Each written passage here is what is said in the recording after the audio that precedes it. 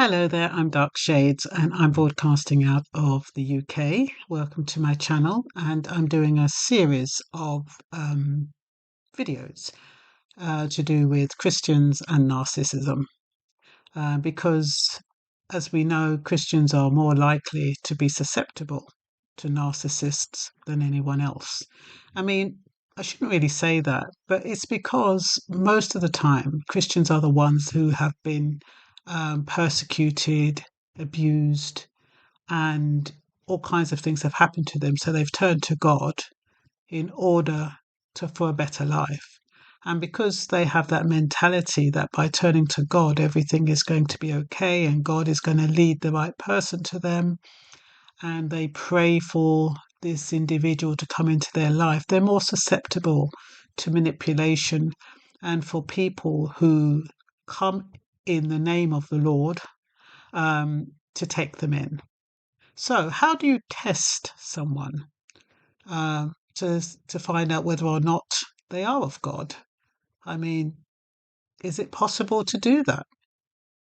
The Bible says, well, in Corinthians 11:1, it says, "Test all things, hold fast what is good," and that requires judgment, the ability to discern what is good from evil.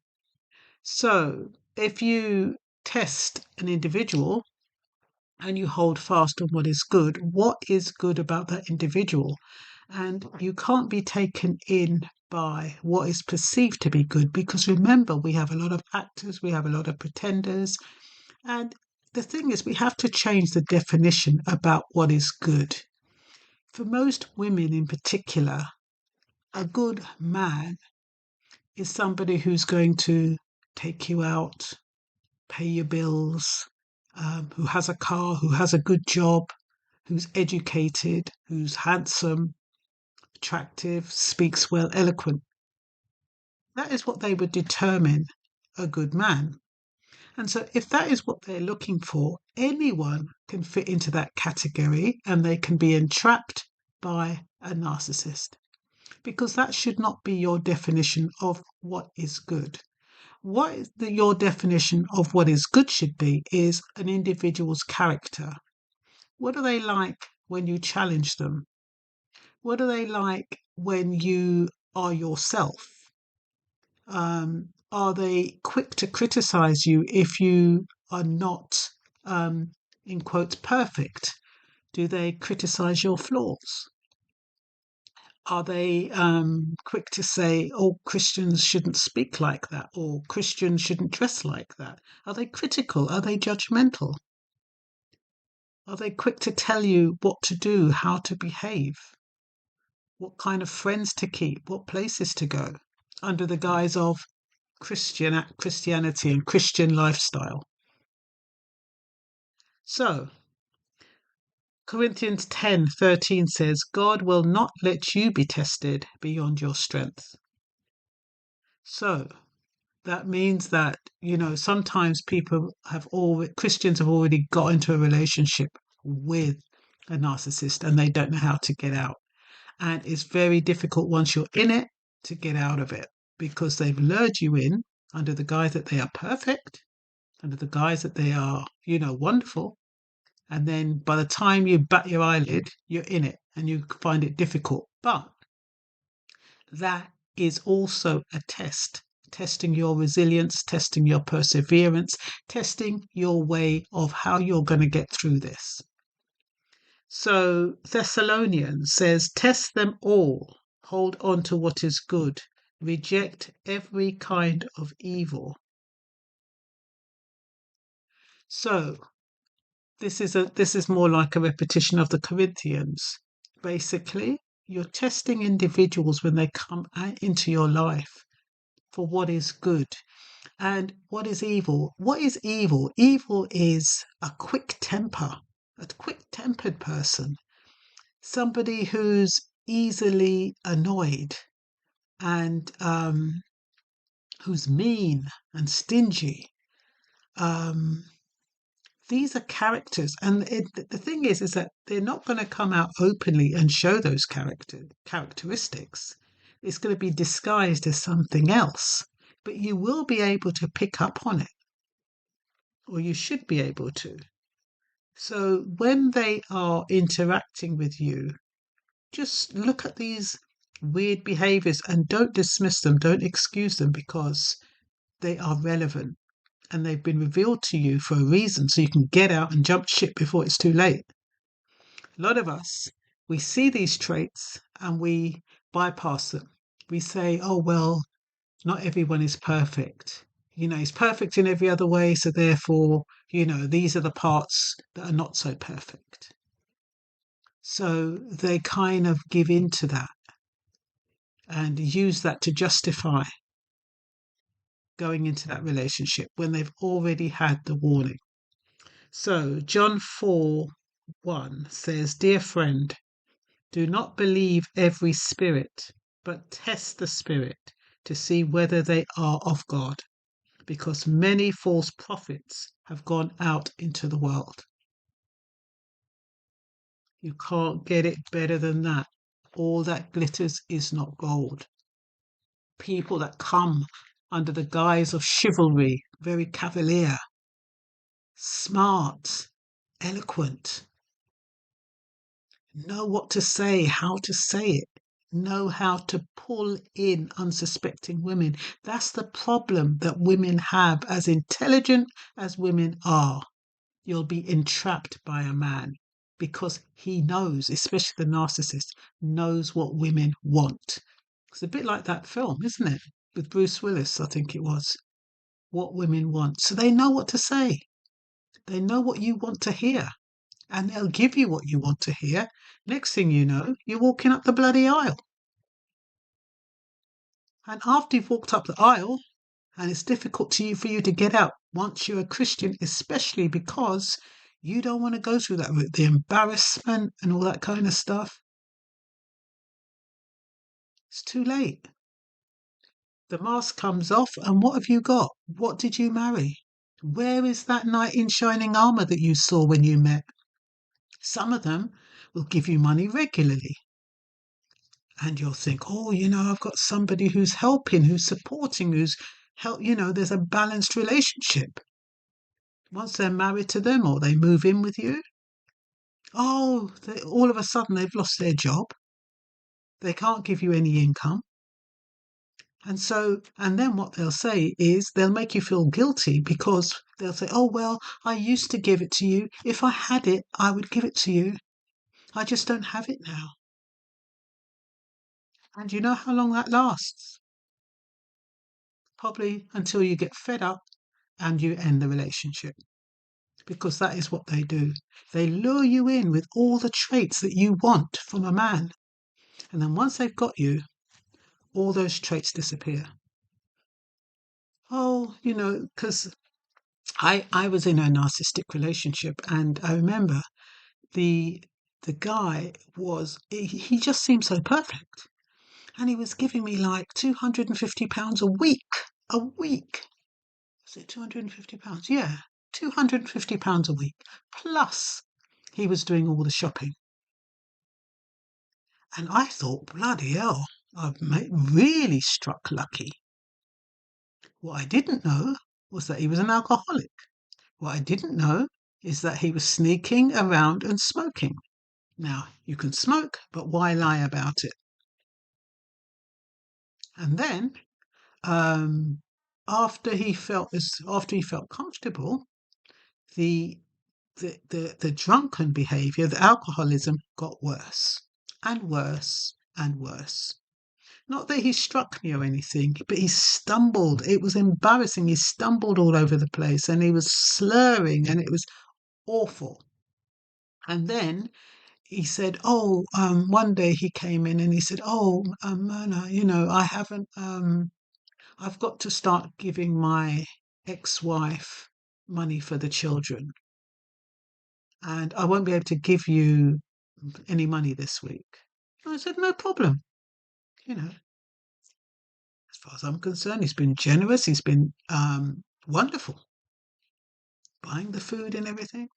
Oh, and I won't be able to help you with the shopping this week. No problem. That went on and on and on. And it just shows you that what they do to lure you in. Now, I didn't ask for that amount of money a week, but obviously, maybe I don't even know. I just thought I'd hit the jackpot. This is my knight in shining armor. But the fact of the matter is, after a while, it's like whatever they give you, they take it back another way. So not only does he stop giving money or providing, and this goes on for months, but also it's the way they take from you in other ways. So what they've done is they've invested in you in the beginning, and then they slowly withdraw it all back and take it back. So they make sure that you don't end up ahead. They've planned it ahead of time. You don't know that, but they've planned it ahead that you are not going to benefit from them because this is about them. So, like I said, all that glitters is not gold. If something looks too good to be true, it probably is. So narcissists are perfect in the beginning, and I've seen some of your comments which says, they were perfect in the beginning. Romantic, caring, loving, and then they just changed overnight. Probably not overnight, but it just seemed like overnight. They treat you, they contribute, they're generous, and like I said, then they stop and take it back in other ways. Stop working, stop contributing, you end up looking after them. They make you feel guilty because the big thing is, I was helping you, and if I had it, I would give it, blah, blah, blah. And it works for you. You genuinely think, yeah, that's a valid argument, and you don't say anything.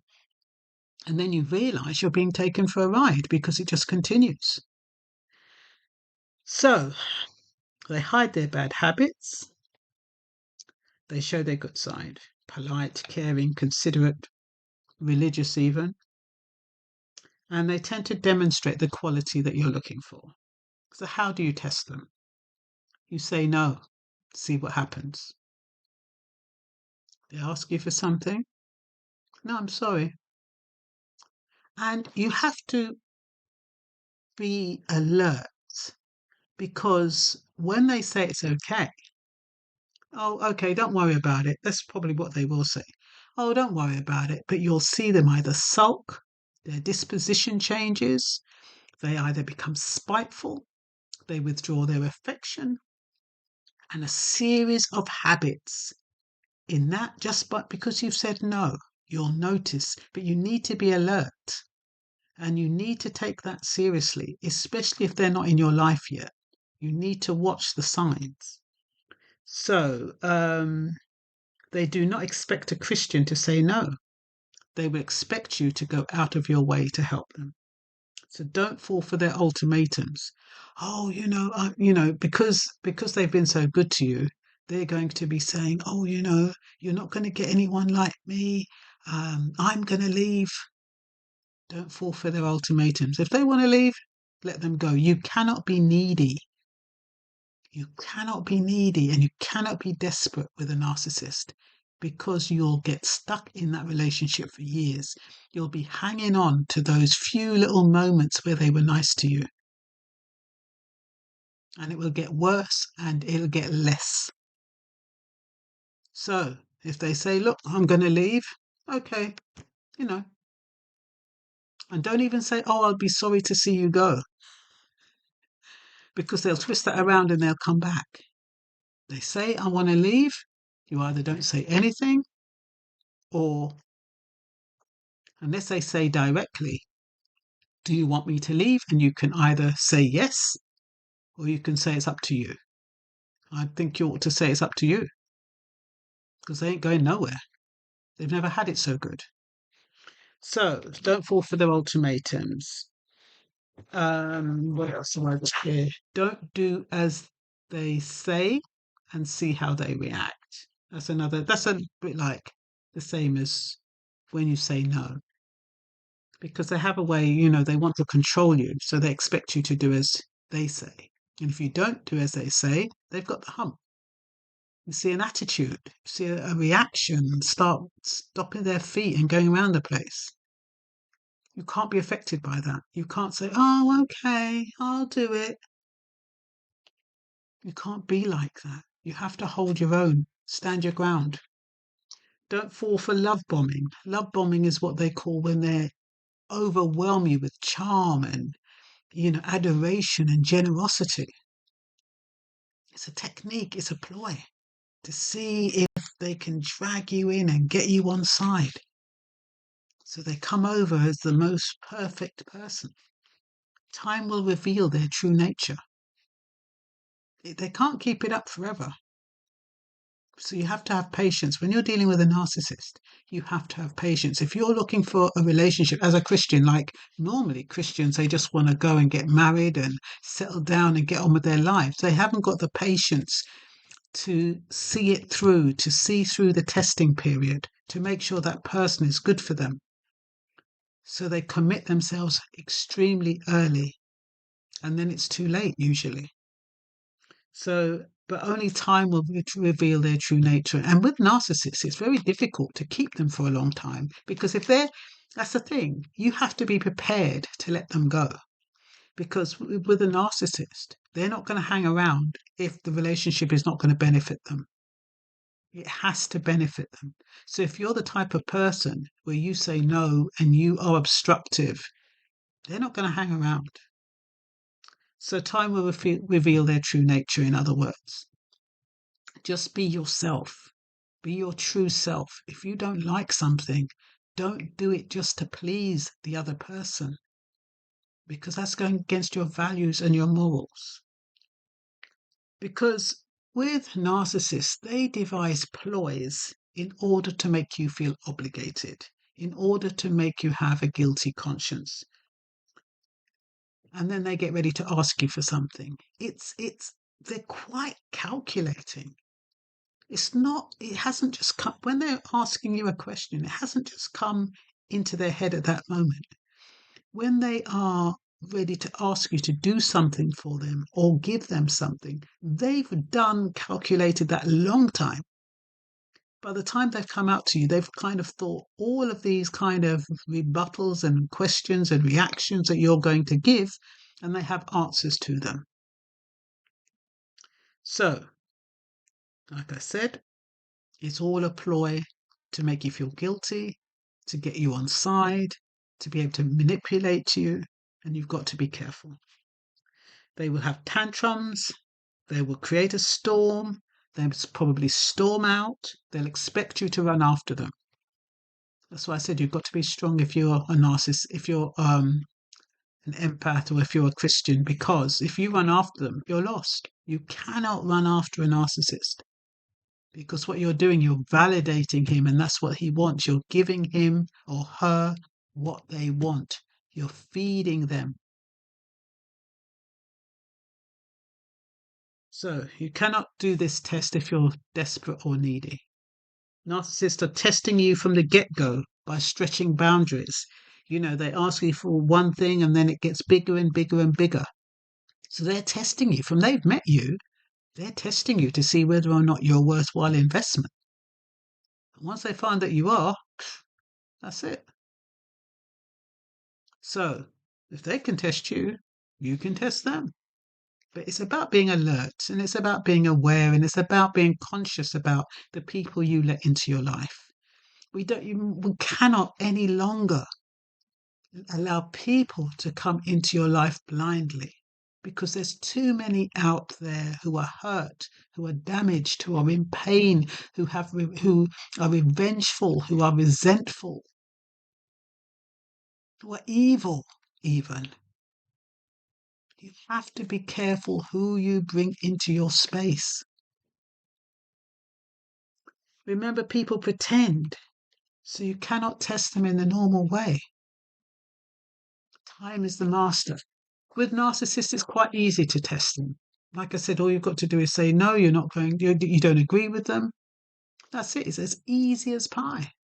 Another person, if they're not narcissistic, they'll just accept it and say, oh, okay, you're entitled to your opinion, and their moods won't change. They don't change. They respect the fact that you have an opinion. They respect the fact that you You're quite firm in your beliefs and your values, and the relationship is normal and healthy. But with a narcissist, everything needs to be their way, and when it's not, it shows. So, and they'll show lack of gratitude when you do things for them, and that's another sign. You might go out your way and you might get them something, and they just go, and you're like, oh, aren't you going to say thank you? Have you ever been in one of those relationships where you've got something or you've done something for a person and they haven't even acknowledged it, and you're like, aren't you even going to say thank you? And they're like, oh, yeah, yeah, thank you, thank you. It's a sign. They don't appreciate anything. They expect it. They're not grateful. So be careful. So, examples of psychological manipulation. If it means that much to you, if I mean that much to you, you will do so and so. That's the biggest one. If you love me, you would do this, you would do that. If I mean that much to you, you wouldn't do that. God will send me the right person. God has sent you the right person. God has sent me to you. God has led me to you. Another psychological manipulation. So, how do you test their behavior? Is it of God? Like I said, just watch them, watch and learn. Don't react, don't retaliate, be calm, be godlike. Show love. In all things, show love. In all of this, you still show love. Even when you're saying no, you're doing it with love. You're offering an explanation. You don't have to offer an explanation. But no, I don't have it, or I can't do that, or I don't have the wherewithal to do that. I don't have the resources, whatever it is. But I don't have it. I can't do that myself. But if you go to the bank, they might be able to give you a loan. That will tell you whether or not they're financially stable.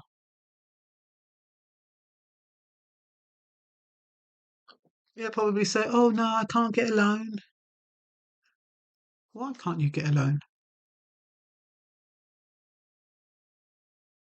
They've done shown up in their posh suits, in their car and shirt, tie, and speaking well, presenting you the best version of themselves. And yet they can't get a loan for £500 or £1,000. Something is wrong. So you'll be waiting on God to send you this person, and the devil creeps in because you haven't been paying attention. So what I'm saying is, peeps, just test the people that come into your space. As a child of God, you mustn't suffer fools gladly, and you must just be on your guard. And I hope you found this useful. That's all for now. Bye-bye.